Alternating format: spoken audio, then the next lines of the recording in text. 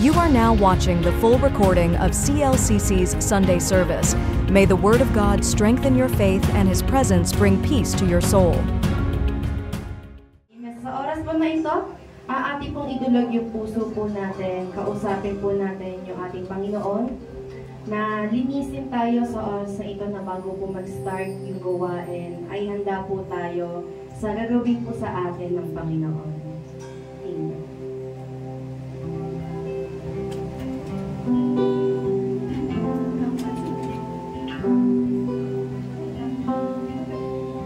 Kaya po na title na awitin na to, Pagsambang Wagas. Hindi dapat natin nililimitahan yung pagpupuri or yung awitin natin para sa ating Panginoon. Kasi siya ay dakila at karapat-dapat na sambahin sa buhay na naroon.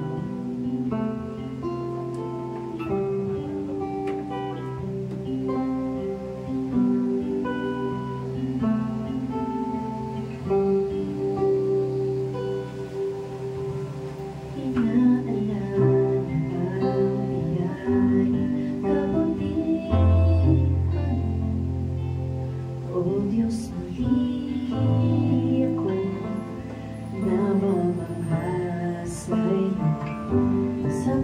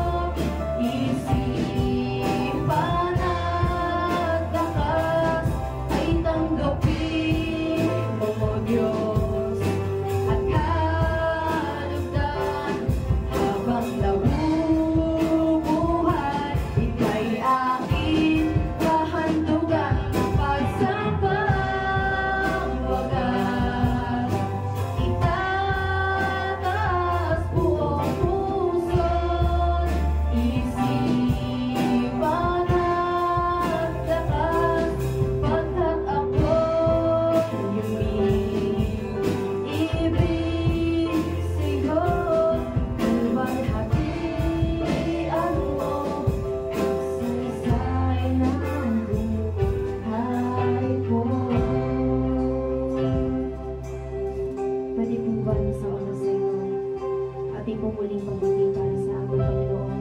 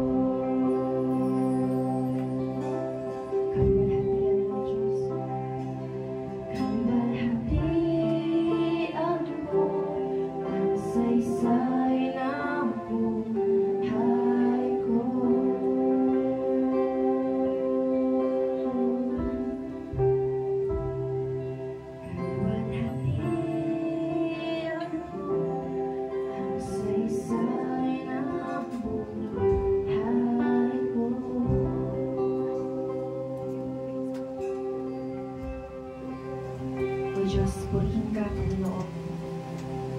Purihin ka ng iyong lahat ng nilikha, sapagkat ikaw ay dakila, Panginoon. So nararapat lamang na ang papuri namin sa oras na ito at sa araw na ito ay tanging sa iyo lamang po. Panginoon, narito po kami ngayon sa oras na ito. Lumalapit ng iyong pakumbabang puso. Sa oras na ito, Panginoon, linisin mo po kami, O Diyos. Kayo na po yung pumilo sa amin sa oras na ito. Hallelujah.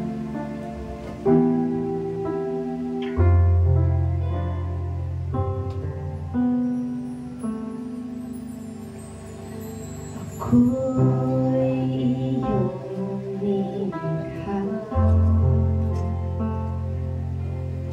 so wangis mo.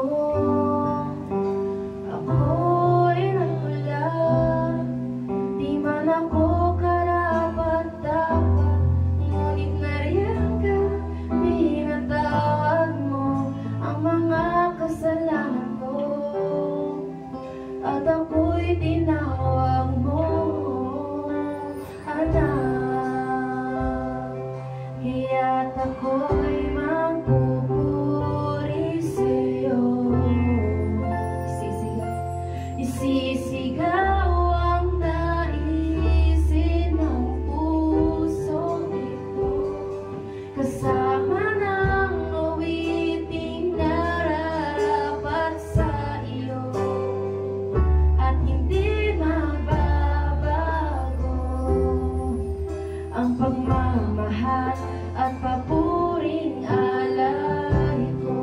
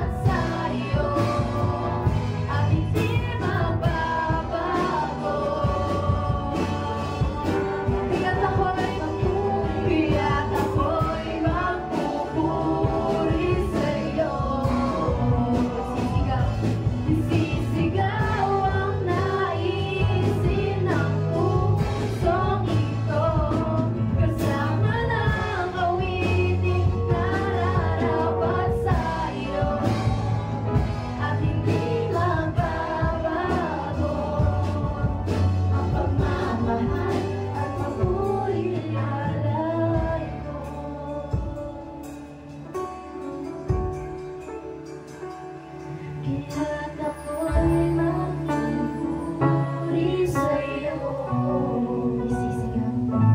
Isisigaw ang naisin ng pusong ito, kasama ng awiting nararapat sa iyo, at hindi magbabago ang pagkakaroon.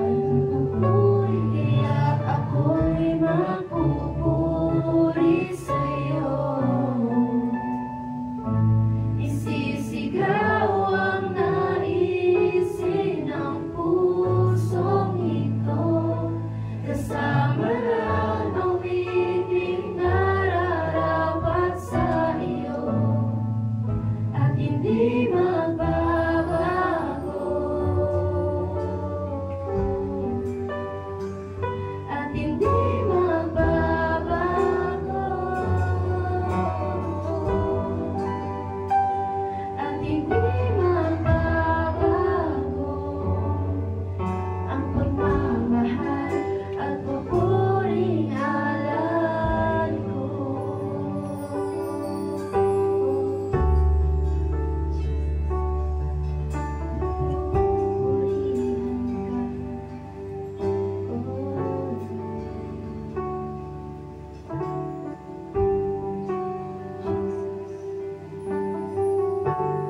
Panginoon, maraming salamat po sa oras na ito. Maraming salamat, Panginoon, sa pag-iingat sa pagpunta namin dito. Na ngayon, Ama, kami umaawi, kami nagpupuri, nataas ang pangalan mo po, Panginoon. Lord God, sa araw na ito, patuloy niyo po marana sa amin ang inyong presensya. Maraming salamat, Lord, sa pagyakap sa amin. Bagamat na kami marumi, nandito po kami niyayakap po, Diyos. Maraming salamat po. Patuloy po kami na aawit, sasamba, pagpupuri sa inyong pangalan, Panginoon. Sa inyo na po namin naghahatiwan ang oras na ito, sa tanging pangalan po ng aming Panginoon Jesus. Lahat po tayo magsabi ng Amen. Amen. Amen. Hallelujah. Ayan, sa oras po na ito, tatanungin ko po muna kayo, nananabik na po ba kayo sa presensya ng ating Panginoon? Amen. Bisa pa nga, sigaw po tayo na malakas sa hallelujah. 1, 2, 3, hallelujah! At minsan pa ating pong ipalakpak ang ating kamay para sa ating Panginoon na buhay. Amen. Di ba? Ngayon po ang araw na ito, ngayong araw na ito, malaya po tayong gumalaw at sumaya para sa ating Lord. Hallelujah!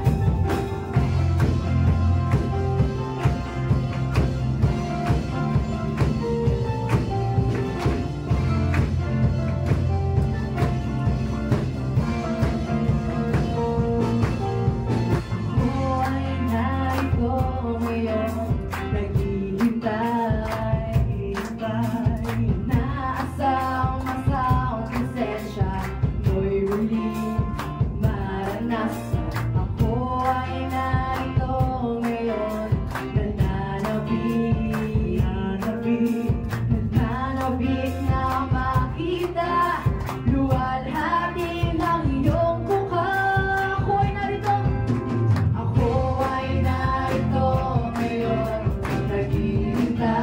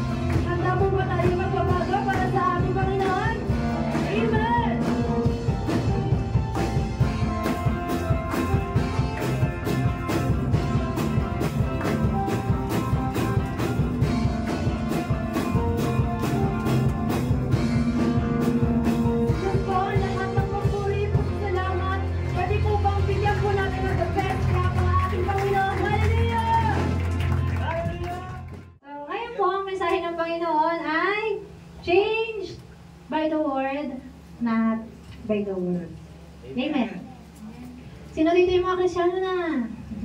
Amen. So bilang mga Kristiyano, ang tunay na pagbabago sa ating buhay ay hindi dapat base sa huso, sa kultura, o sa standards ng mundong ito. Amen ba? Hindi tayo tinawag para makiblend sa trends o sa mga trending, mga uso. Tinawag po tayo para mag-stand out bilang mga anak ng Diyos. Anak ng Diyos? Amen. God's Word is our foundation, our guide, and our source of truth. Kung gusto po natin ng tunay na pagbabago, hindi natin yan makikita sa social media, sa opinion ng tao, sa mga worldly ideologies. Makikita po natin ang tunay na pagbabago sa salita ng Diyos. Ang salita ng Diyos ay unchanging, hindi nagbabago. Life-giving, life-changing, and always true. Laging totoo po ang salita ng Diyos. Amen ba? Amen. So, hayaan po natin ang Diyos ang magbago sa atin sa pamamagitan ng kanyang salita at hindi ang mundo ang magbabago sa atin. Amen? Let us allow the Word of God to confront, correct, and transform us, not just in mind, pati sa puso at buhay natin. Amen po. So, sa oras na to, tayo lahat ay manalangin. Sige po, pikit po tayo.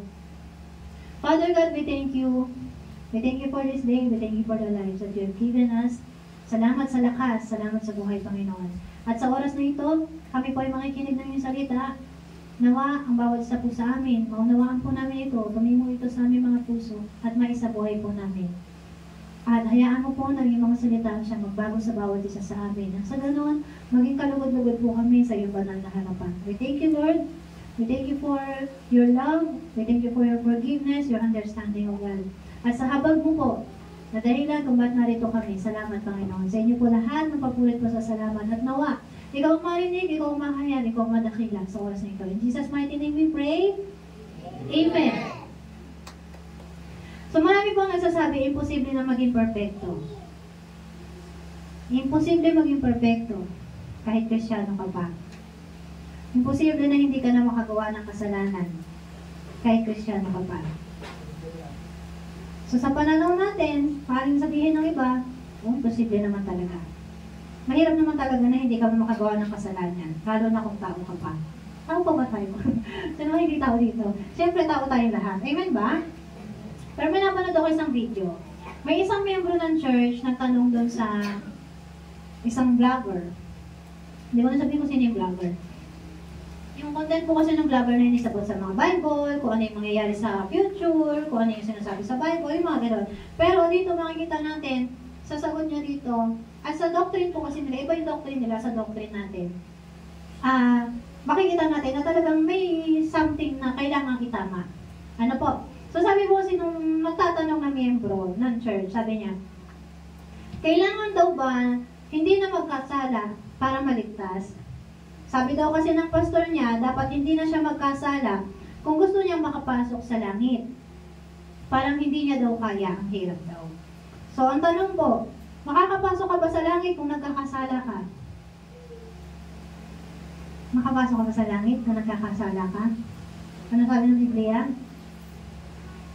Ay, tingin pa lang. Sabi ko ng Biblia, hindi. Siyempre, wala makakapasok sa kaharian ng Diyos na makasalanan. Malinaw po. Amen. Eh, paano tayo? Nagkakasala pa tayo. Paano tayo papasok sa kaharian ng Diyos? Kaya nga po mayroong Jesus. Amen ba? Amen. Amen. So, dito po, maunawaan pa po natin. Ang sinagot nung tinanong, sinagot ng vlogger, sabi niya, doon sa pastor na nagsabi, dapat hindi ka na magkasala kung gusto mo mapunta sa langit. Diba? Sabi ng vlogger, yung pastor mo, 100% from Satan. Sabi niya, that pastor is a wolf in a sheep's clothing. Sabi niya. Nakalungkot ba? Kasi naging peki bigla yung pastor, naging, ano tawag ng wolf? Ano yung asang logo ba yung sa Tagalog? Naging wolf bigla. Imbis na sheep, imbis na tupa. Diba? Sinasabi niya na peki yung pastor, mali yung pastor. Sabi niya, imposible sa isang tao na hindi na magkasala habang nasa flesh pa.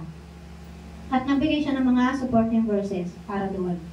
Pero para po sa mga hindi nakakaalam ng salita ng Diyos, pwede tayong maniwala sa Kanya. At nakakalungkot po, marami nahihikayat sa ganitong paniniwala. Kasi yung paniniwala nila, okay lang magkasala. Natural lang naman kasi sa tao yun.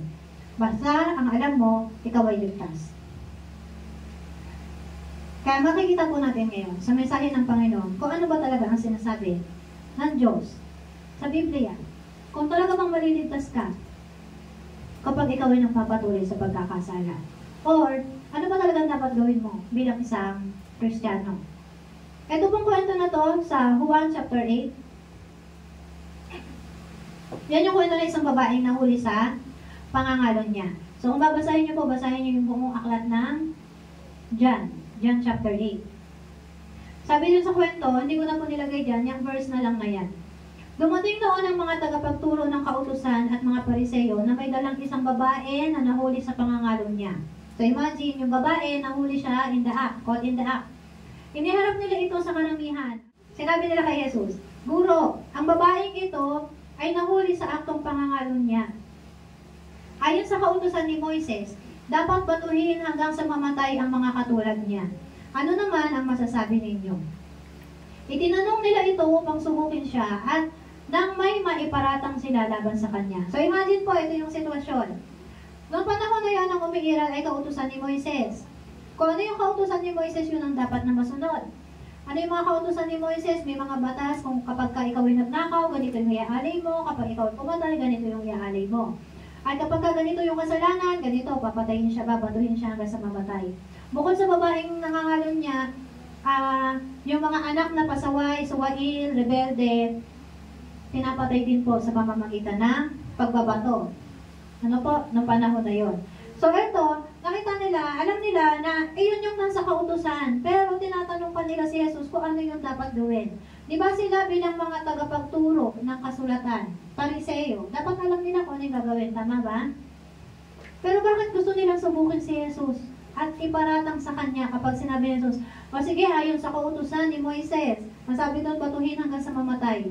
Paano kung gano'n yung sinabi ni Jesus? Eh di ba, batuhin ng mga tao talaga si babaeng nangalo niya hanggang sa mamatay, di ba? Tapos, ano mangyayari? Ipaparatang nila kay Jesus, o si Jesus ang pumatay sa kanya kasi siyang nagsabi. Samantala, alam nila na nasa Biblia yun. Alam nila na nakasulat yun sa kasulatan ni Moises. Amen ba? So, hindi lahat ng tama at totoo ay pwede mong parang sundin agad kapag mayroong gustong sumubok sa iyo. Naunawa po ba natin yung sitwasyon? Kasi kung ikaw si Jesus sa kalagayan niya, sinabi mo, ay yan yung sabi sa kautusan, sige, gawin ninyo. Tapos ang ending, ikaw ang may kasalanan. Amen ba? Naunawaan ba natin? Naunawaan niyo po.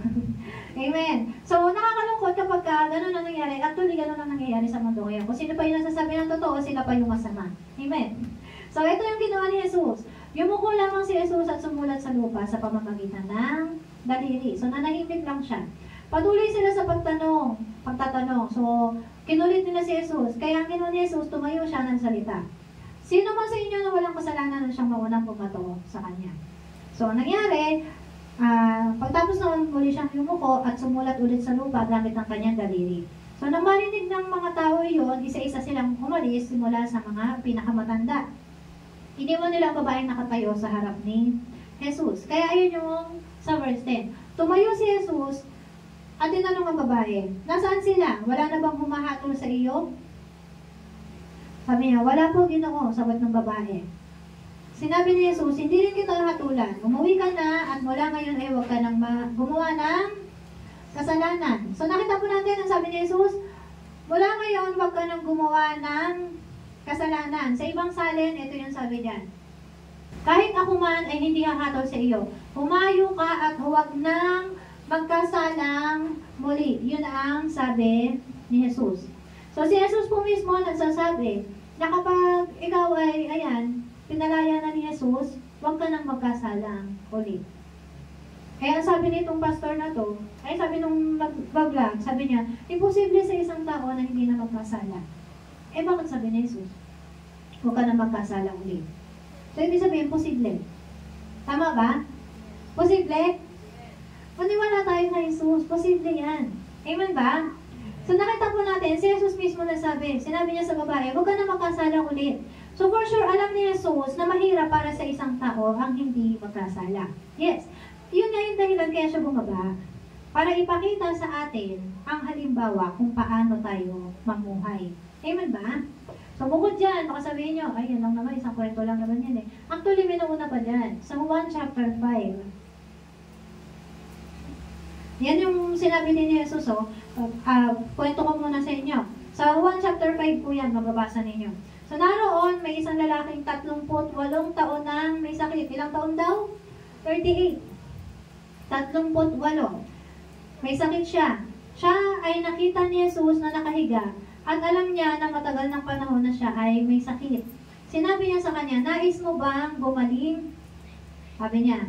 So, ang sabi nung sumagot yung lalaki sa kanya, pero sabi niya, may nauuna kasi sa akin eh. Bago pa ako makarating doon, naunahan na ako kasi merong tubig na kung saan bababa yung anghel. Isang beses, isang taon yata yun, ganyan. Tapos, kailangan mauna ka doon. Kung sino yung mauna, siya yung gagaling. Ganon. Sabi ni Jesus sa kanya, bumangon ka at buhatin mo ang iyong higaan at lumakad ka. Ngayon, kaagad na gumaling ang lalaki at binuhat niya ang kanyang higaan at lumakad. Noong araw na yon ay araw ng Sabat. So dahil doon, tinanong siya ng mga Hudyo, bakit buhat mo ang iyong higaan? Bawal magbuhat po sa araw ng Sabat. Amen ba? So ang araw na yon, pag araw ng Sabat, bawal ka magbuhat, bawal kang gumawa ng kahit na ano.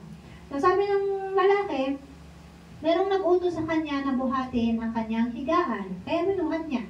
Hindi mo na niya sinabi, may napagaling sa akin, di ba? Ganyan. Tapos nananong siya, hindi niya alam kung sino. Ngayon, di na sa templo siya. Natagpuan siya ni Jesus sa templo. Pagkatapos siyang kausapin ni Jesus, kinausap siya ni Jesus, ay ito. Pagkatapos ito, natagpuan siya ni Jesus sa templo. Sinabi sa kanya, narito, ikaw ay magaling na. Huwag ka nang magkasala upang hindi mangyari, upang hindi mangyari sa iyo ang malubhang bagay. So, sabi ni Jesus sa kanya, huwag ka nang magkasala. Amen? O, pag sinabi huwag ka nang magkasala, huwag ka gagawa ng kasalanan. Diba? Yun yung sinasabi ni Jesus. So, sinabi siya, kinausap siya ni Jesus, yan ang sinabi, at may kasama pang babala upang hindi mangyari sa iyo ang malubhang bagay. So, ang nangyari po, umalis yung lalaki at pumunta siya dun sa mga Hudyo na nagtanong sa kanya. Sinabi niya, si Jesus ang nagpagaling sa kanya. Dahil dito, inusig ng mga Hudyo si Jesus, humanap sila ng pagkakataon upang patayin siya sapagkat ginawa niya ang mga bagay na ito sa araw ng Sabat. So, imagine, pinagaling na nga, tapos isinumbong pa niya. Di ba? Sinumbong pa niya sa mga Hudyo. So, ayan po talaga yung reality. Hindi lahat ng tutulungan natin ay makaka-appreciate. Tama ba? Hindi lahat ng tutulungan mo, magbabalik ka na ng loob sa iyo. Amen? Pero sabi ni Lord, yung ginawa mong mabuti ng lihim, sa lihim, ay gagantipalaan niya sa kalamitan. Kaya huwag tayong mawala ng pag-asa. Yung mga hindi marunong maka-appreciate sa kabutihan ginawa mo, okay lang yan. Huwag mo sila isipin. Nga si Lord ang magbibigay sa iyo ng gantimpala. At sabi nga, nakikita po ni Lord ang katotohanan. At siya din ang hahatol sa lahat ng ating mga gawa. Amen? Kung ano man yung gawa natin, ay hatulan ng Panginoon. Mabuti man yan o hindi. Pero malinaw po dito, sa verse na to, sinasabi ng Panginoon, may kasamang babala. Huwag ka nang magkasala upang hindi mangyari sa iyo ang malubhang bagay. Makikita natin na kapag pinalaya ka na ni Lord, pag na-encounter mo na si Jesus, dapat huwag ka nang magkasala pang muli. Kasi may mangyayaring mas malubhang bagay. Sabi dito sa 2 Pedro, sapagkat kung nakatakas na sa kasamaan ng sanlibutan ang mga taong kumilala kay Jesucristo na Panginoon at tagapagligtas. Tama ba? Ngunit muli silang maakit sa dating masamang gawain at tuluyang mahulog dito. Ang magiging kalagayan nila ay masahol pa sa dati.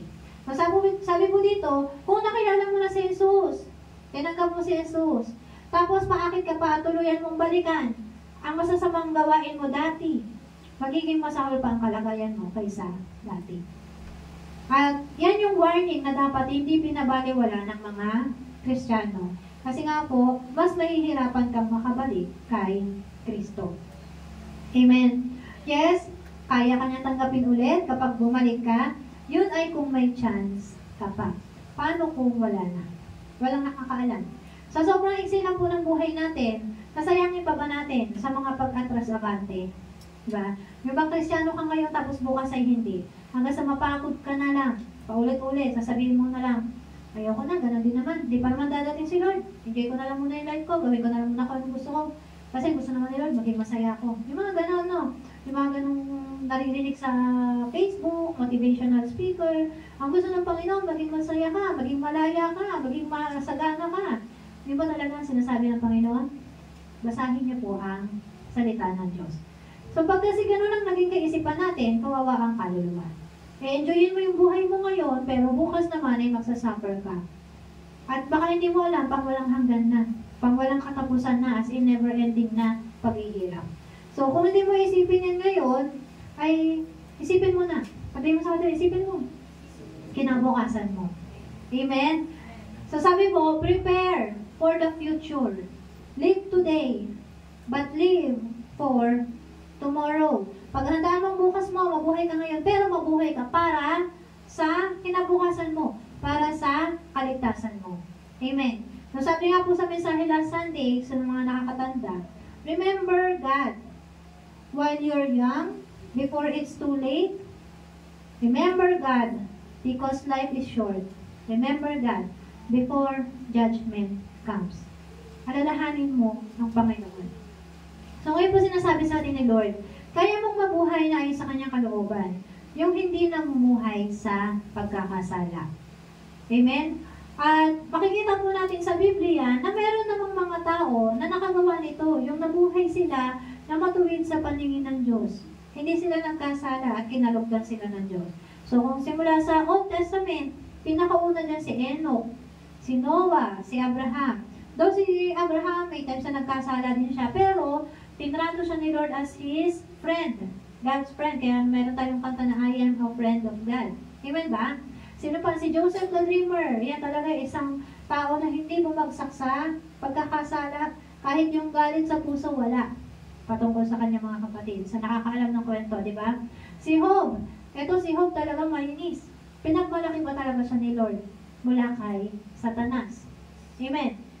At marami pa pong iba. So ngayon, makikita natin na silang mga tao na to, na kaya nila na mabuhay na ayon sa kalooban ng Diyos. Mabuhay na matuwid. Pero, ibig sabihin nun, kaya rin pala natin. Amen? Kaya nila eh. Lagi po natin tatandaan na totoo yung kasabihan na kung pagkaya nila, kaya mo rin. Kailangan mo lang gustuhin. Amen ba? Huwag magdahilan na, siya yun eh, hindi naman ako yun eh. Iba yun. Huwag kayong magdadahilan ng ganun. Amen ba? Kasi pag ganun yung naging dahilan nyo, magkaiba tayo ng kakayanan. No. Binibigyan tayo ng Panginoon ng mga pagsubok na kaya natin. Yes. At lahat yun, pare-parehas ang purpose para mabuhay tayo ng matuwid sa harapan ng Panginoon. Amen ba? So, kaya niya, kaya mo, kaya natin lahat. Amen. Marami pa pong iba. So, kailangan lang natin basahin talaga yung kasulatan para matutunan natin kung paano sila naging mabuti at paano sila naging matuwid sa paningin ng Diyos.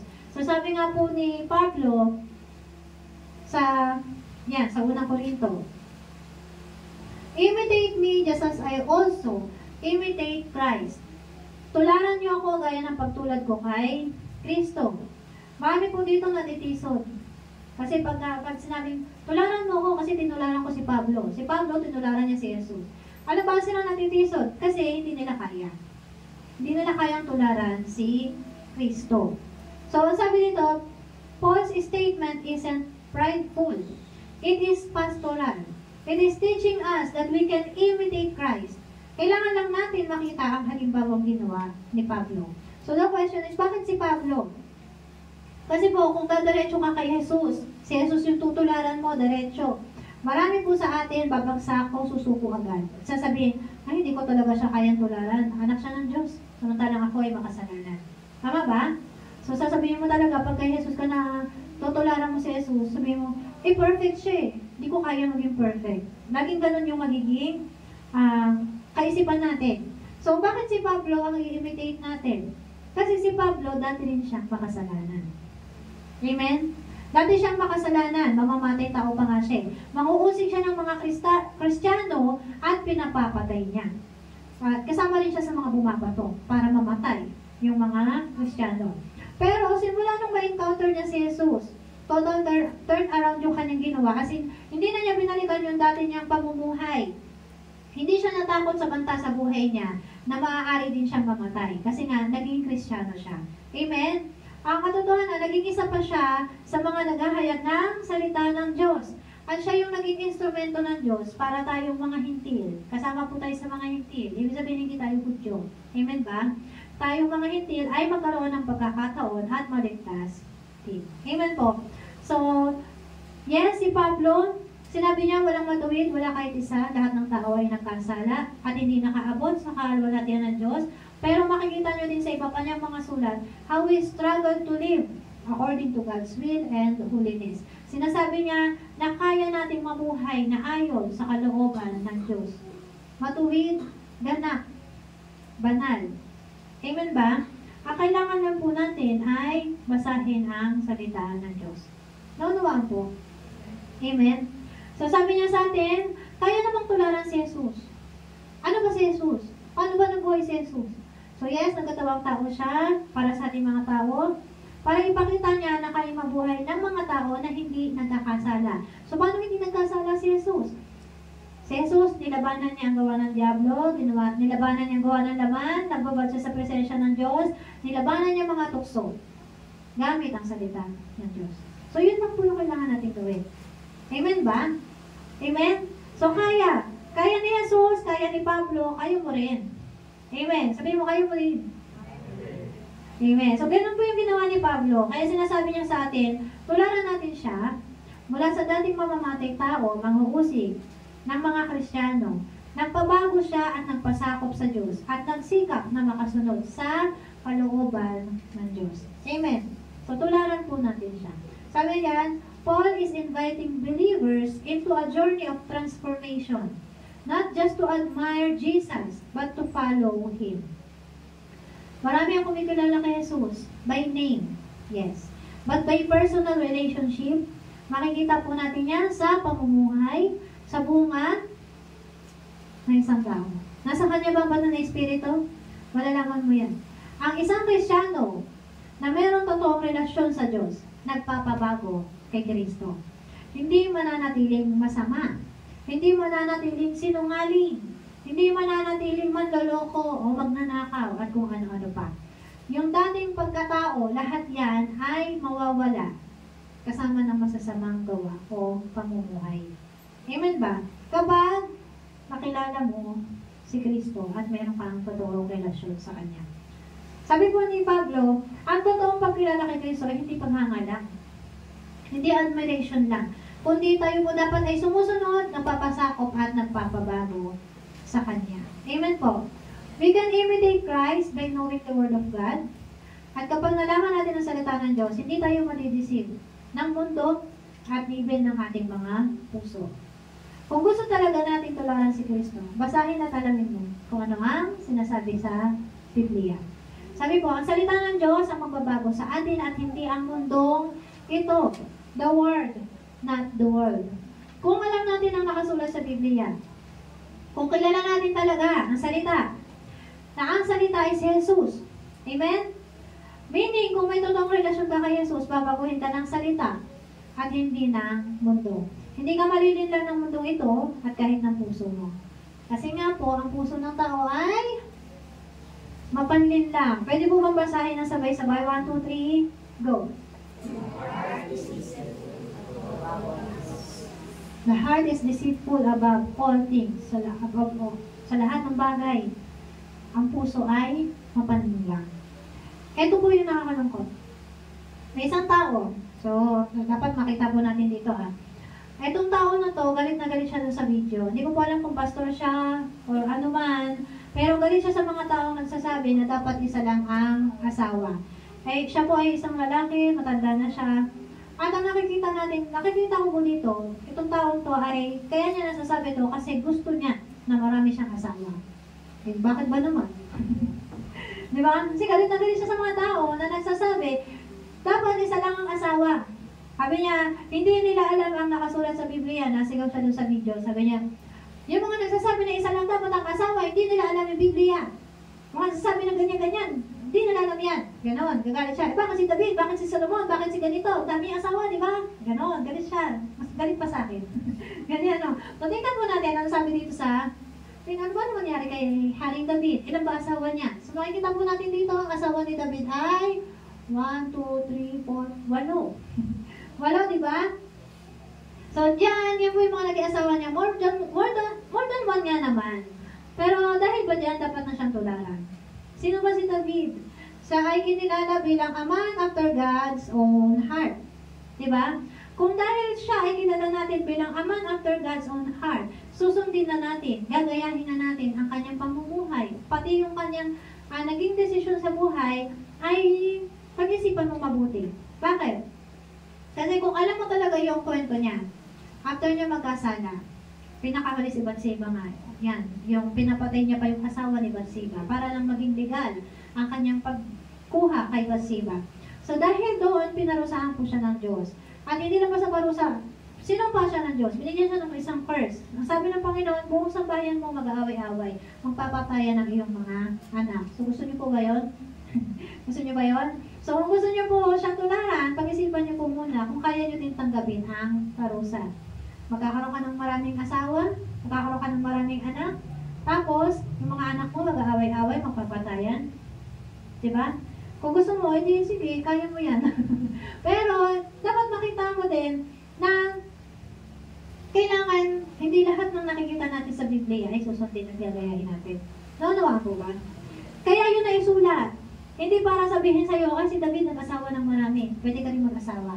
Hindi. Kaya po yun ay isulat para ipakita na si David, kahit siya ay a man after God's own heart, nagkasala siya. Pero humingi siya ng tawad. Tapos, tinatawad siya ng Panginoon. Dapat yun po yung tignan natin. Hindi yung kasalanan ginawa. Ginawa niya ito. Pwede po rin gawin.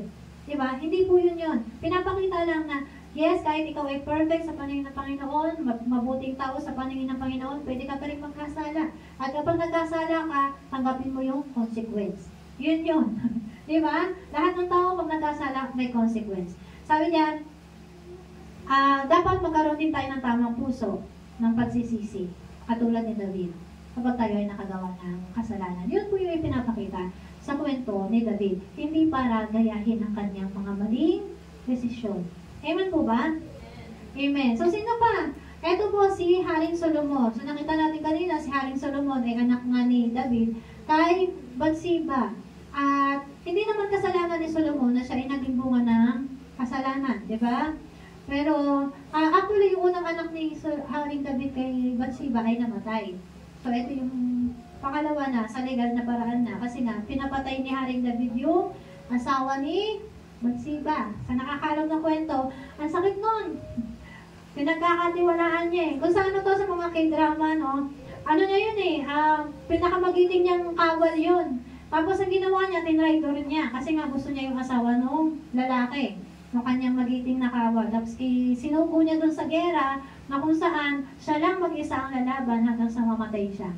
Kasi talagang ambush ng, parang binigay na talaga, sige patayin niyo siya, ganon. Kawawa, di ba? So ngayon, ito na nga yung kwento ni Haring Solomon. Anong nangyayari kay Haring Solomon? Siya naman ay isang tao na binigyan ng Panginoon ng regalo. Tinanong siya ng Diyos, sabi niya, anong gusto mo regalo? Ang sagot ni Haring Solomon, wisdom. So binigyan siya gift of wisdom. E di, dahil sa kanyang gift of wisdom, yung mga tao, mga hari sa iba't ibang bansa pumupunta sa kanya para lang humingi ng payo kasi nga matalino siya. Yun po yung nangyari. So, ang nangyari naman, nagkaroon siya ng 700 na asawa of royal birth and 300 concubines, totally 1,000 women in his household. So, may 300 siyang mga kabit. Kabit, as in ang sagang tawag doon pagka pinaganda, waiting. Lady in the waiting. Naghihintay ng tawag ng hari. Pero kahit pa, sila ay kabit. Amen? Dami nun, no? Sino yung totoo niyang asawa? Di ko na alam. Dami pa naman, 700 eh. Sino yung pinakauna niyang asawa? Bahala sila dyan mag-usap-usap. Diba? Ang dami nun. Parang, hello, 700. Kamusta naman yun? Tapos may 300 pa na maghihintay. Kung nakakapanood yung mga Korean drama, mga historical drama, di ba? Lagi nag-aaway yung ano, di ba? Yung mga reyna sa mga concubines, di ba? Lagi nag-aaway.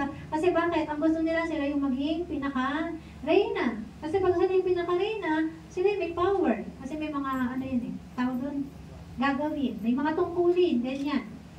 So, ito yung nakakalungkot. Si Haring Solomon ay may gift of wisdom. Pero bakit siya nag-asawa ng ganito karami?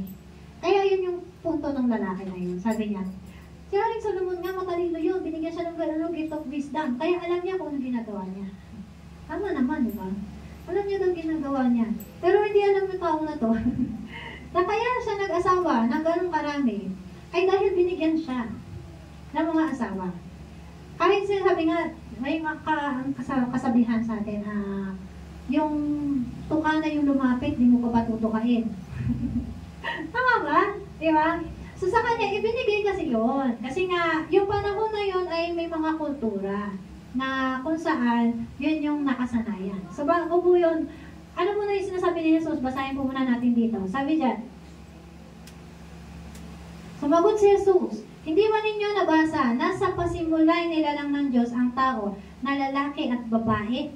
At siya rin ang nagsabi, dahil dito iiwan ng lalaki ang kanyang ama at ina, at magsasama sila ng kanyang asawa, at sila'y magiging isa. Hindi na sila dalawa. Ilan daw? Hindi na sila dalawa, kundi isa. Iisa. Kaya't ang pinagsama ng Diyos ay huwag paghiwalayin ng tao. Ito pong verse na ito ay quoted ni Jesus Christ from the book of Genesis, so the Old Testament, chapter 2, verse 24. Na ang sabi, therefore a man shall leave his father and mother and hold fast to his wife, and they shall become one flesh. Imagine po, kung marami kang asawa, paano yun? Ang sabi diyan, hindi na sila dalawa, kundi iisa. Di ba isa na dapat? Pero paano yun kung may pangalawa, may pangatlo, may pang-apat na asawa? Si Solomon nga, may pang-700 na asawa. Sinabi pa ni Jesus, hindi na sila 700, kundi isa. Wala naman ganun, di ba? Ang sabi, hindi na sila dalawa. So, dalawa lang. Magbilang tayo ng tama. Kailan pa naging 700 yung dalawa? Isa na. Di ba? Naging dalawa, yung dalawa naging isa. Yun dapat yung malinaw. So, sabi doon, ayan yung sinasabi ng Panginoon. Hindi katulad ng ginawa ni Solomon o katulad ng ginawa ni David o ng iba pang mga kwento sa mga karakter sa Bible na nag-asawa ng marami. Amen ba? Hindi ganon ang design ng Panginoon sa lalaki at babae. Ang sabi po sa atin dito, well, some figures in the Old Testament, like Abraham, si Abraham, yes, nag-asawa na siya. Jacob, meron din silang pang asawa. Si David, si Solomon. They have multiple wives. This is presented as part of the cultural and historical context of the time. So, na panahon nila. Rather than as a divine ideal. It's not necessarily as a positive example to follow. Hindi siya positive example. Tama ba? They had many wives, yes, but all of those are due to custom or culture na na-adapt nila sa mga nanakop sa kanila ng mga panahon na iyon. At hindi iyon ang utos ng Diyos sa kanila. Amen. Nakita po naman natin sa Biblia, may mga consequences na nangyari sa kanila. So kung magbabase lamang po tayo sa mga halimbawa nila David, nila Jacob, ni Haring Solomon, at kung sino-sino pa, tapos hindi natin naalamin yung sinasabi sa Biblia, kawawa tayo. Amen? Sabihin mo sa katabi mo, kawawa ka. Alamin mo yung Biblia. Amen, para di ka maging kawawa. So sabi po dito, knowing the word guards you from deception. That's right. Sabi dyan, your word is a lamp to my feet and a light to my path. So sa mga nakakalam ng kanta niyan, your word is a lamp unto my feet, your fear is like one. Yun, mga ganun, diba? Yun yung kanta yan, ito yung verse na yan. Psalms chapter 100, verse 105. God's word reveals what's real. Kung ano yung totoo. Even when the world tries to blur it. Kasi ang mundong ito, walang gagawin kundi gulahin ang mga tao. Lolokohin, dilinangin ang mga tao sa kasinungalingan. Yung kasinungalingan po na pinagmumukhang katotohanan at tama. So dyan magaling si Satanas. Dahil yan ang taktika ng mga demonyo. So sabi mo, marami sa atin sarado, marami, actually, dahil dito, marami ang nagiging sarado ang kaisipan sa katotohanan. Kasi napapalitan na ng kasinungalingan ni Satanas. Ayan ba? Amen. So sabi po, halimbawa, kailan pa naging mabuti na magpakasal ang babae sa babae at lalaki sa lalaki? Ginawang mabuti ng mundo. Ginawang legal ng mundo na ang babae at lalaki sa lalaki ay pwedeng magpakasal. Amen ba? So nakakalungkot pero bawal ka ang kumontra. So nung nakaraan nga, may nag-trending, for sure, alam na alam nyo rin to, nagka-issue ang LGBTQ versus PWD. So sa mga kakaalam ng kwento, syempre, for sure, alam niyo yan. So nagsimula yung kwento, yung gulo dahil nag-comment si representative ng PWD sa photo ng representative ng LGBTQ. Anong comment niya? Sabi niya, anong her? Good luck, bro. Sabi niya ganyan. At doon na nag-start yung awayan nila. Natawa sila. Yung issue ng mga supporter ni G, tawagin na lang natin ng G dahil gay siya. Ay, sabi nila, disrespectful daw si PWD dahil na misgender. Imagine na misgender. Ay, sila pa talaga nagsabi ng misgender. Para saan pa yung LGBTQ? Kung hindi naman pala sila i-describe as LGBTQ. Di ba? Naunawaan po ba natin? Sabi, nabasa natin kanina. Nilalang ng Diyos ang lalaki at babae. May sinabi ba ng LGBTQ? Wala. Sabi lang doon, nilalang ng Diyos ang lalaki at wala rin sinabi si Lord na pwedeng magkaroon ng misidentity. Amen. No? That's right. So sabi po dito, ito yung kwento. Ito pong kwento niya ay base po sa isang concerned LGBTQ din, isang concerned gay. Ayan. Sabi niya, gay din naman ako. Part din ako ng LGBTQ, pero may mali si ano. So, sino yung mali? Tingnan po natin dito. Nagtanong si PWD ng anong her. Sabi niya, nagtanong lang siya kasi hindi naman lahat ng mga tao ay alam na ina-identify ni G ang sarili niya na babae. So, bakit nagalit? Tanong niya, automatic ba na kapag mukhang babae ay dapat ma'am na agad ang sabihin? Her na ba agad? She na ba agad? Sabi niya doon. Sabi ni Gay to ha. So, sabi ni PWD, good luck bro. Wala namang masama doon. Tama? Walang masama na sabihin mo good luck bro. Ang masama ay sabihin mo na bad luck. Or di kaya isumpa mo siya. Mag-i-wish ka sa kanya. Ano yung masama doon? Yung salitang bro. Bro. Ayaw nila ng bro kasi nga she daw dapat yon. Saka her. Ganyan. Kapag ang isang bata ba, ito yung dapat natin maging kaisipan din. Siya, bilang isang part ng LGBTQ, ito yung sabi niya. Kapag ang isang bata ba na wala pang kamukhang-mukhang sa mundo, tapos ang tanong siya, anong her? Di ba lalaki siya? Tapos, awayin ba natin yung bata? Ika-cancel ba natin yung bata? Ibabash ba natin yung bata? Wala siyang mukhang. Ang alam niya, bading yun. At sa tamang grammar, sa tamang pronoun, kapag lalaki, him, his, he. Tama? Pagka babae, her, she. Malinaw po? Amen. So, ito po yung dapat natin malaman. Bakit ginajustify ng mga tao ngayon ang mali? Sabi, bawal na rin pala natin i-identify na lalaki ang isang lalaki dahil nabihis lang siya at makeup na po babae. Now, so misgender pa more. Sabihin mo sa tabi mo, misgender pa more. Alam niyo po ba yung danger dito? Dapat nakita natin. Kapag may isang krimen, halimbawa, at ang salarin ay nagbihis babae o nagbihis panlalaki, kahit kabaliktaran nun yung kanyang kasarian, tapos tinanong yung witness, anong itsura ng suspect, anong itsura nung nakita mong kriminal, ganyan. Tapos siyempre, i-describe. Tapos ang sasabihin ng witness, babae po siya. Kahit ang totoo ay lalaki, or bading yun. Lalaki po siya, kahit ang totoo ay babae yun. Yun. So ano yung danger? Yung kaso, ang magiging resulta ng kaso, mawawala ng justice yung biktima kasi matatakasan ng totoong salarin. Kasi misgender talaga. Yun ang totoong misgender. Lalaki yung may kasalanan, pero sasabihin mo babae. Dahil lang nakabihis, babae. So dapat sabihin na diretso na, bading po siya. O, di ba? Malinaw. Naintindihan mo natin, pero ang pronoun pa rin pagkabading ay lalaki pa rin. Him, is. Amen? Amen. Maliwanag po. So, wag po natin kakalimutan na may proper pronoun tayo. Kaya marami bumabagsak sa grammar kasi nga nalilimutan at nangungamali na dahil sa mga ginagawa ng mundong ito. Proper pronoun para sa pagtukoy ng pagkakakilanlan o pag-refer sa ibang tao.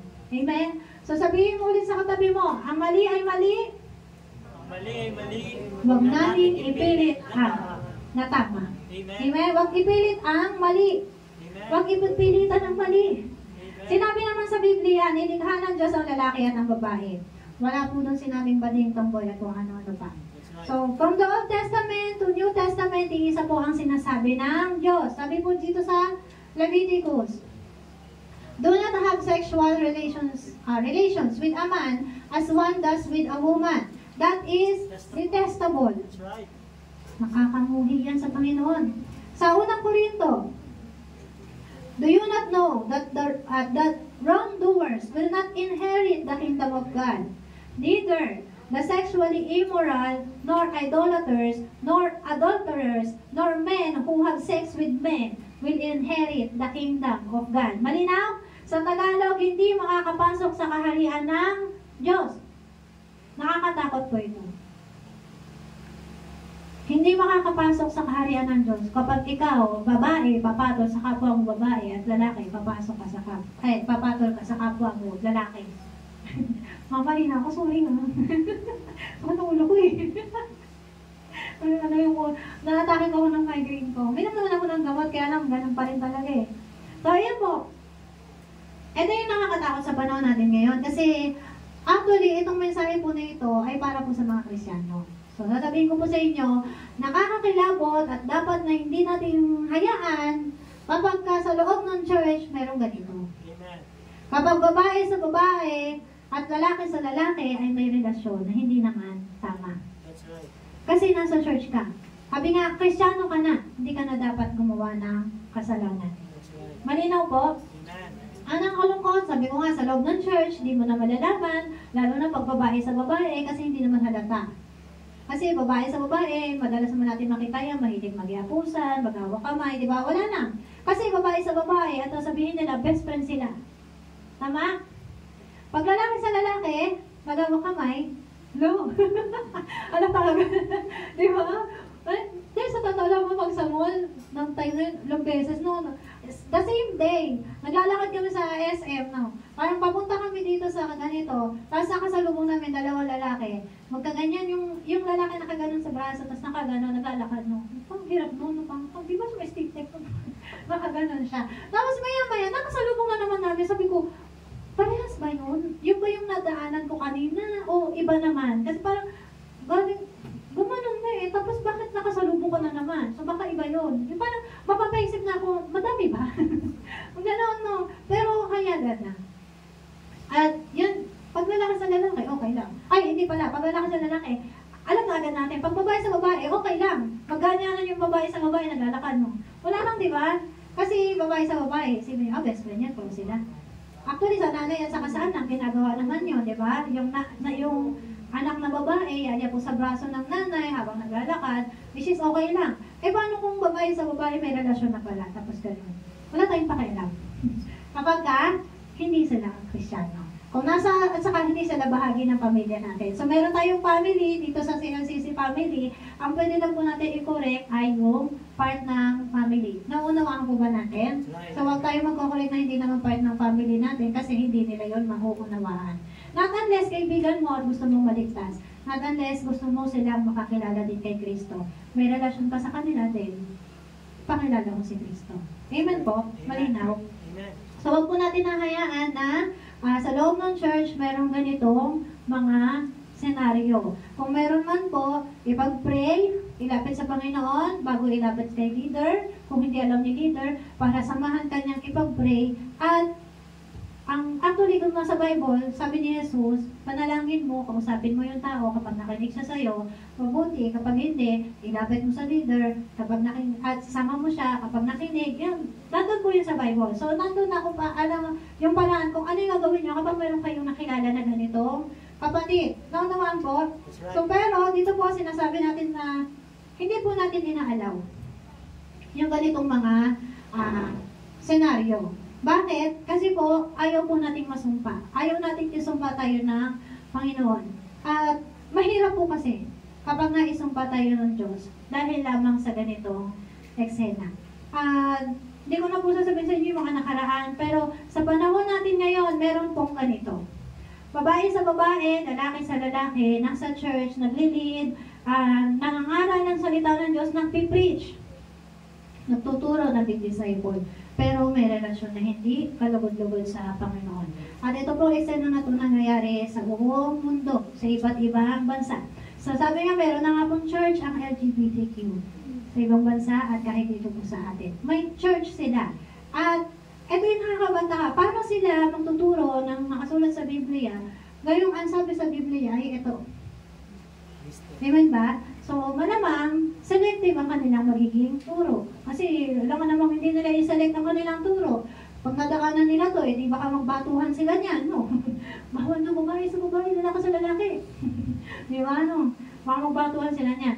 Pero ito yung nakakakilabot kasi ginagamit nila ang salita ng Diyos para lamang ma-justify ang kanilang maling ginagawa. Amen? So, wag po natin nahayaan ito. Kung mayroon kayong makita, makilala, ipag-pray. At wag hayaan na tayong buong church ay mag-suffer sa kasalanan. Amen po? Sa mga totoong Kristiyano, kung kilala mo si Kristo, madudulog ang puso mo sa sakit kapag nakasaksi ka ng ganitong eksena. At kung kilala mo ang Diyos Ama, alam mong galit na galit siya sa kanyang nasasaksihan na ginagawa ng mga Kristiyano. Kasi yung iba, tutugtog pa, yung iba, mangangaral pa ng salita ng Diyos, pero may ginagawang ganitong kasalanan. Kung kilala mo ang Banal na Espiritu, alam mong naghihinagpis na siya sa mga ganitong gawain. Sabi po sa Efeso, huwag ninyong saktan ang kalooban ng Espiritu Santo, sapagkat siya ang tatak ng Diyos sa inyo. Ang katibayan na kayo'y tutubusin pagdating ng takdang araw. Amen po? Amen. So, huwag natin hayaang saktan ang damdamin ng banal na Espiritu. At ito po yung totoong nangyayari sa panahon po natin ngayon. Tinalikuran nila ang katotohanan tungkol sa Diyos at pinalitan ng kasinungalingan. Sinamba nila at pinaglingkuran ng mga nilikha sa halip na ang lumikha na siyang dapat papurihan magpakailanman. Amen. Dahil dito hinayaan sila ng Diyos sa mahalin na pagnanasa. Ayaw nang makipagtalik ng babae sa lalaki ayon sa likas na kaparaanan at sa halip ay sa kapwa babae sila nakikipag-ugnayan. Ganon din ang mga lalaki. Ayaw na nilang makipagtalik sa mga babae ayon sa likas na kaparaanan at sa kanilang kapwa lalaki sila nahuhumaling. Ginagawa nila ang mga kasuklam-suklam na bagay, kaya't sila'y paparusahan ng nararapat sa kanilang masasamang gawa. Dahil ayaw nilang kilalanin ng Diyos, hinayaan sila ng Diyos sa masasamang pag-iisip at sa mga gawaing kasuklam-suklam. Ang nakakalungkot po, ito po yung nangyayari sa mundo. Sabi nga, this is the work of the world right now. At sabi sa atin ni Pablo sa Roma din, do not be conformed to the work of this world. Huwag kang sumang-ayon sa takbo ng sanlibutan. Dahil ito yung nangyayari. Ngayon, kung sasang-ayon ka sa kanila, magiging kaaway ka ng Diyos. At ang sabi, yan nga, hindi ka na makakapasok sa kaharian ng Diyos. Sabi ganun. Talagang yun naman talaga yung sabi ng Panginoon. Amen ba? At sa mga taong ayaw kumilala sa katotohanan, ayaw kumilala sa Diyos, ang sabi po, hahayaan ka ng Diyos sa iyong masamang pag-iisip at sa mga gawain kasuklam-suklam. Pero, kung nasa puso mo pa ang paghahanap ng katotohanan at gusto mo bang makasunod sa kalooban ng Diyos, ang sabi diyan ay tanggapin mo ang katotohanan. Amen ba? Amen. Dapat po ang paglingkuran natin ay ang Diyos na lumikha sa atin at hindi ang mga nilikha. Amen. Amen. Dahil dito, hahayaan sila ng Diyos sa mahalin na pagnanasa. So, huwag mong hayaan na ikaw ay pabayaan ng Diyos. Amen. Amen. Kasi pag pinabayaan ka na ng Diyos, kawawa ka talaga. Kasi hindi mo na makikita yung katotohanan. Ito po yung sinasabi natin, pag pinabayaan ka na ng Diyos, hindi mo na makikita ang katotohanan. At mahihirapan ka na malaman kung ano ang totoo at kung ano ang tama. Pero hanggang nandyan ang conviction, nandyan ang banal na espiritu, tinutuwid ka, makinig ka. Amen po. Amen. Amen. Be changed by the word. By the word. Pakibasa nga po. 1, 2, 3, go. Be changed by the word, not by the word. Not by the word. Sabi po sa atin, ang salita ng Diyos, ito po. Ang lahat ng kasulatan ay kinasihan ng Diyos at kapakipakinabak sa pagtuturo ng katotohanan, sa pagsaway sa kamalian, sa pagtutuwid sa likong gawain, at sa pagsasanay para sa matuwid na pamumuhay, upang ang lingkod ng Diyos ay maging ganap at handa sa lahat ng mabubuting gawain. Ang salita po ng Diyos ang magagamit talaga natin para malaman natin kung anong totoo, para maituwid tayo sa lahat ng ating mali, ng mga malikong gawain, at para masanay po tayo na mamuhay ng matuwid. Ngayon, kung hindi mo po alam ang salita ng Diyos, edi hindi ka masasanay na mamuhay ng matuwid. Amen ba? So, dapat po, sanayin natin yung ating sarili na malaman ang salita ng Diyos, basahin yan, isabuhay. Amen. Sabi sa atin, ano ngayon ang sasabihin natin? Patuloy ba tayong magkakasala upang sumagana sa atin ang kagandahang loob ng Diyos? Hindi. Sabi mo nga po, hindi. Hindi. Tayo'y patay na sa kasalanan. Paano pa tayo mamumuhay sa pagkakasala? So, sinasabi kanina na imposible para sa isang tao na hindi na magkasala. Kasi tao pa tayo. Ang sabi sa atin dyan, patuloy ba tayo magkakasala? Dahil naman doon. Diba? Hindi. Kasi tayo dapat po ay patay na sa kasalanan. Kaya kung sinasabi mo yung sarili mo, baka may favorite sin ka pa na hindi mo kayang bitawan at hindi mo kayang isuko. Katulad nung sabi nung nagtanong kanina. Hindi daw niya kaya na hindi magkasala. Ngayon, baka kasi mamaya meron kang favorite sin. Sabi, what makes a sin favorite? Baka yan na habitual na. Lagi mong ginagawa. At minsan nagagawa mo na hindi mo namamalayan. Rationalize. The person may justify it or downplay its seriousness. Baka ginajustify mo na at binabaliwala mo na yung kaseryosohan ng kasalanan na ginagawa mo. Emotionally tied, it may be linked to deep wounds, desires, or unmet needs.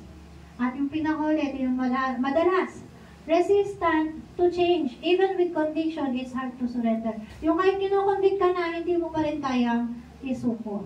Ngayon, ang sinasabi sa atin ng Panginoon, confess your sin. Amen.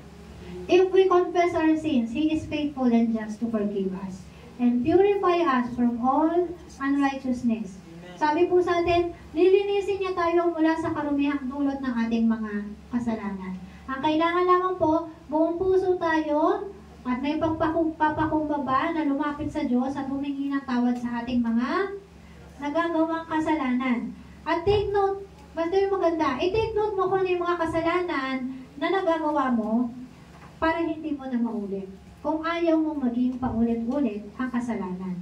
Amen ba?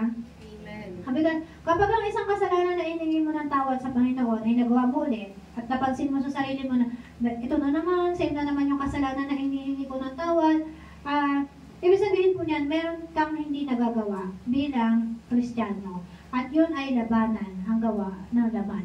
Sabi po sa atin dito, sinasabi ko sa inyo, mamuhay kayo ayon sa Espiritu at hindi, sa ibang salita, huwag ninyong pagbibigyan ng mga pagnanasa ng laman. At sapagkat ang mga pagnanasa ng laman ay laban sa kagustuhan ng Espiritu. At ang kagustuhan ng Espiritu ay laban sa mga pagnanasa ng laman. Magkalaban ang dalawang ito. Kaya napipigilan kayo sa paggawa ng nais ninyong gawin. Kung pinapatnubayan kayo ng Espiritu, wala na kayo sa ilalim ng kautusan. Hindi may kakaila ang mga gawa ng laman. Pakikiapid, kaalayan, at kalaswaan, pagsamba sa Diyos-Diyosan, pangkukulang, pagkapuot, pag-aaway-away, pagsaselos, pagkagalit, pagkakagalit, kasakiman, pagkakakampi-kampi, pagkakabahabahagi, pagkaingit, pagpatay, paglalasing, walang habas ng pagsasaya, at iba pang katulad nito. Muli ko kayong binabalaan, ang gumagawa nito, ng mga ito ay hindi magkakaroon ng bahagi sa kaharian ng Diyos. Malinaw po? Amen. ay kung gusto mo magkaroon ng bahagi sa kaharian ng Diyos, di mamuhay po tayo ayon sa Espiritu at hindi ayon sa pagnanasa ng laman. So, yan po yung mga gawa ng laman na dapat ay nilalabanan po natin. Kaya, lagi ka ba naiinggit? Lagi ka bang nagsaselos? Lagi ka bang nagagalit? Sakim ka ba? Hindi matanggal ang pagiging sakim, nahihirapan ka. So, ang babala po, ang gumagawa ng mga ito ay hindi magkakaroon ng bahagi sa kaharian ng Diyos. Amen po? Amen. So, sabihin natin, yes, nagkakasala pa tayo sa ngayon, may mga nagagawa pa tayong kasalanan, hindi pa tayo ganap, hindi pa tayo malinis o matuwid, pero ang mahalaga po, napapatuwid ka, Amen. nagsisisi ka, pamatalikod ka sa kasalanan, at hindi mo na yun babalikan ulit. Amen. Yung kasalanan na ginawa mo, pag tinalikuran mo, huwag mo nang balikan. Thank you, Lord. Make sure na hindi mo na uulit-ulitin yung isang kasalanan. At sabi nga, kapag yun ay nauulit-ulit mo, hindi mo na pagtatagumpayan, kulang ka sa paglaban. At para malabanan mo, manalangin ka, magbabad ka sa presensya ng Diyos, basahin mo ang salita ng Diyos.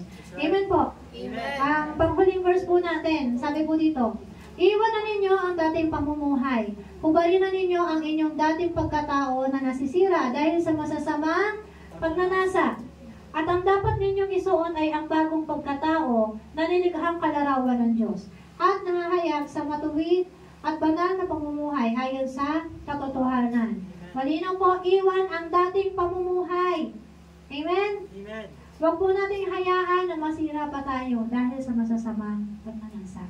Amen. So, sabi po sa atin, be changed by the word, not by the world. Huwag tayo sumang-ayon sa takbo ng sanlibutan ito. Huwag natin pakinggan ang sinasabi ng mundong ito patungkol sa kung ano yung tama, kesyo ito yung tama, kesyo maliyan. Basahin mo ang salita ng Diyos at malalaman mo kung ano ang totoo. Amen? So, sa oras po na ito, tayo pong lahat ay manalangin. Kung kailangan na humingi ka ng tawad sa Panginoon, humingi ka ng tawad, magpalinis tayo sa Kanya. Bilang isang Kristyano, huwag natin kasanayan na i-justify yung paggawa ng mali at yung mga kaisipan na mali. Kapag mali, ay mali. Ang kasalanan ay kasalanan. Kaya hingin natin ang tawad sa Panginoon kung mayroon tayong naging maling kaisipan, maling damdamin, maling kasanayan na hindi nakakalugod sa Panginoon. Sige kapatid, kausapin mo siya sa oras na ito.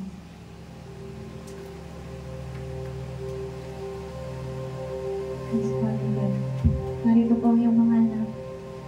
Sa oras nito, Panginoon, yung mensahe mo na namin napakinggan. Nawa ay tumibo sa puso at isip na bawat sa amin. At maisa buhay po namin. Salamat na kami yung nilikha ayon sa iyong bangis o Diyos. Salamat na kami pinatawad mo. Salamat na kami iniligtas mo, Panginoon Jesus. Kaya sa oras po na ito, nawatanggapin mo po ang aming papuri, ang aming pagsamba, ang aming pasasalamat sa iyong pangalan ng Diyos. Patawarin mo ang muli bawat sa amin at linisin mo ang Diyos.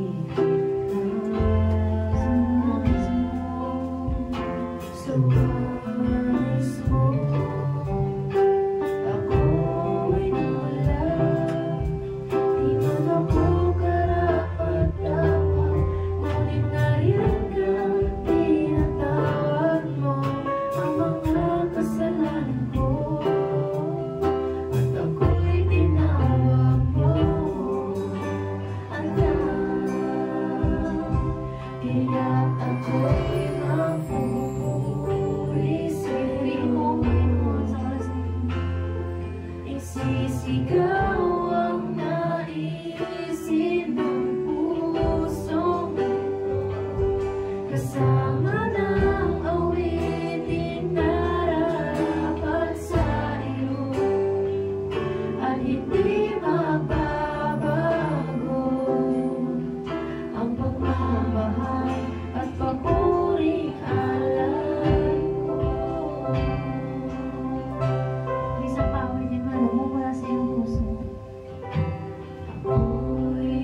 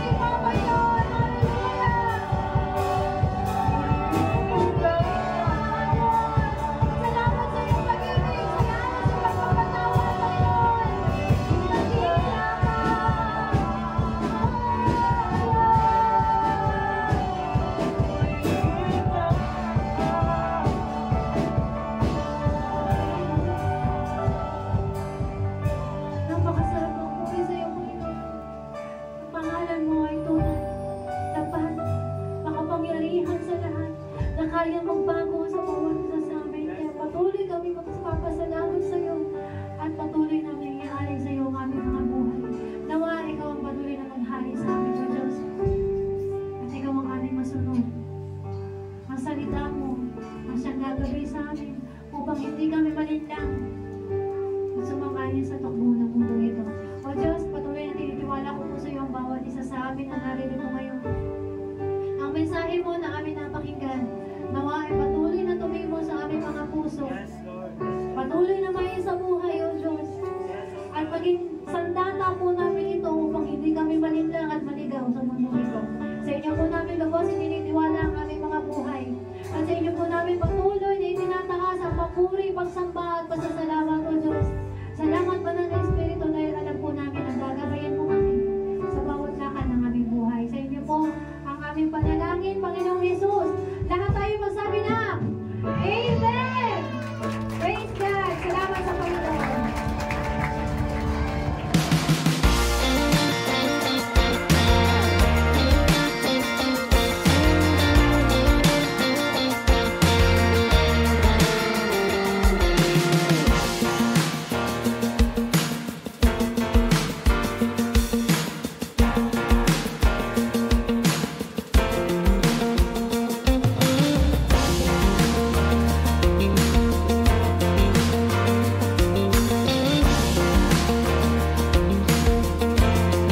Let's take a few moments to stay connected with what God is doing in and through our church family.